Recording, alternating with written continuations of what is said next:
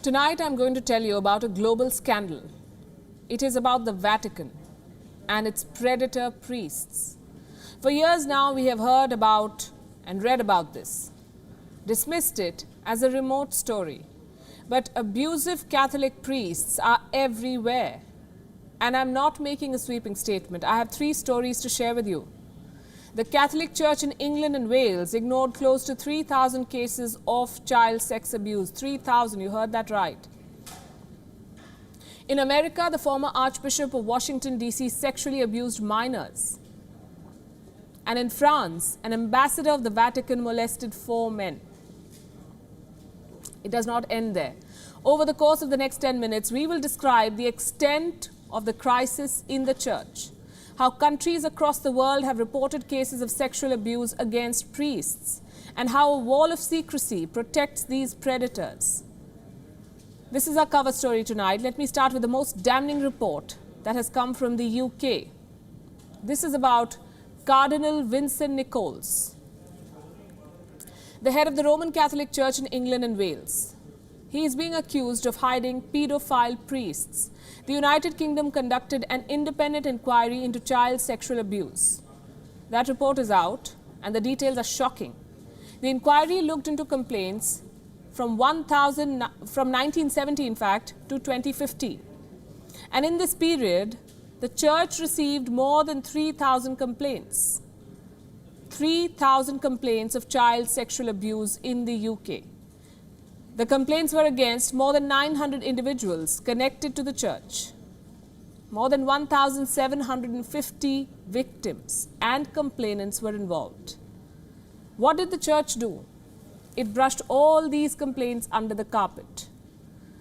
In fact, they covered up the entire scandal. When someone complained against a priest, they would move the priest to another parish without any supervision, without any probe or corrective measures. Some of these priests continued to prey on children. And in all these years, the Archbishop did nothing, including Cardinal Vincent Nichols. He inherited this problem from his predecessors.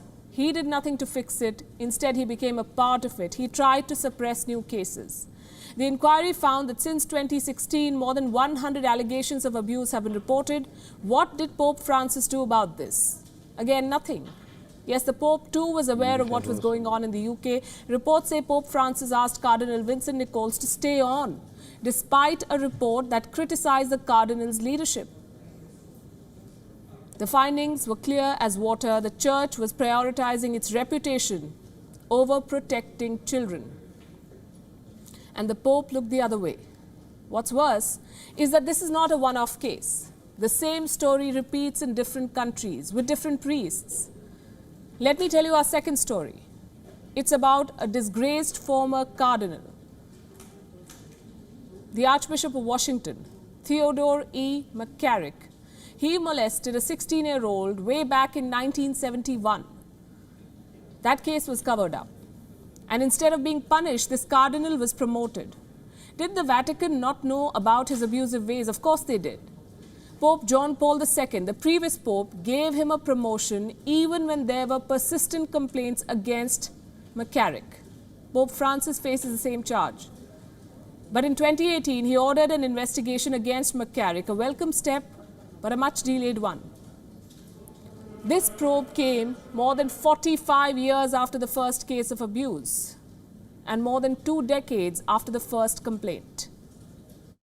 The McCarrick report is remarkable because it points to failings by a succession of popes, particularly John Paul II and Benedict XVI, who allowed McCarrick, along with Vatican officials, to rise through the ranks of the church in the United States, despite the fact that there were consistent rumors that he had practiced sexual misconduct with adult seminarians. The Vatican's dirty linen is being washed in public now. Let's bring you case number 3. It's of a former ambassador of the Pope to France, Archbishop Luigi Ventura. 4 men have accused him of sexual assault. A trial has kicked off in Paris without the accused. That's right. The Archbishop is not present in the trial against him. Apparently, it's too dangerous for him to travel from Rome to Paris because of the Wuhan virus. The Archbishop's lawyers produced a doctor's note in his defense. The trial has begun without him. What does the Pope have to say about all this? He spoke out for the first time today. His comments were limited to the McCarrick case. Once again, he pledged to rid the Catholic Church of sexual abuse.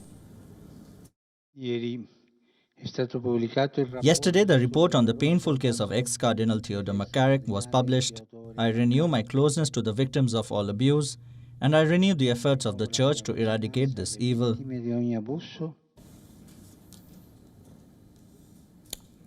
That's all.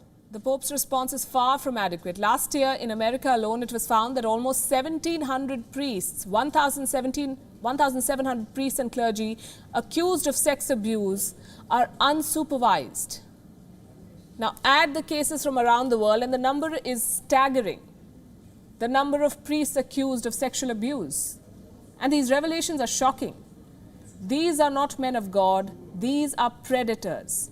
They should be tried in public by a court of law and not behind a veil of secrecy in the Vatican.